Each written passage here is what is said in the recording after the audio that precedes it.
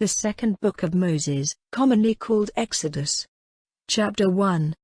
Now these are the names of the sons of Israel who came into Egypt. Every man and his family came with Jacob: Reuben, Simeon, Levi, and Judah, Issachar, Zebulun, and Benjamin, Dan and Naphtali, Gad and Asher. All the offspring of Jacob were 70 persons, and Joseph had come to Egypt before them. Then Joseph came to his end, and all his brothers, and all that generation. And the children of Israel were fertile, increasing very greatly in numbers and in power, and the land was full of them. Now a new king came to power in Egypt, who had no knowledge of Joseph. And he said to his people, "See, the people of Israel are greater in number and in power than we are. Let us take care for fear that their numbers may become even greater, and if there is a war, they may be joined with those who are against us, and make an attack on us, and go up out of the land." So they put overseers of forced work over them, in order to make their strength less by the weight of their work. And they made store towns for Pharaoh, Pithom, and Ramses.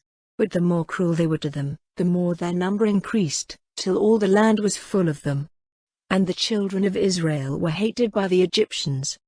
And they gave the children of Israel even harder work to do, and made their lives bitter with hard work, making building material and bricks, and doing all sorts of work in the fields under the hardest conditions. And the king of Egypt said to the Hebrew women who gave help at the time of childbirth, the name of the one was Shiphrah and the name of the other Pua, when you are looking after the Hebrew women in childbirth, if it is a son you are to put him to death, but if it is a daughter, she may go on living.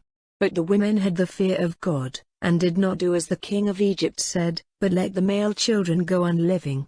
And the king of Egypt sent for the women, and said to them, "Why have you done this, and let the male children go on living?" And they said to Pharaoh, "Because the Hebrew women are not like the Egyptian women, for they are strong, and the birth takes place before we came to them."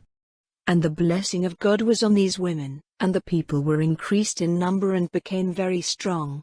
And because the women who took care of the Hebrew mothers had the fear of God, he gave them families.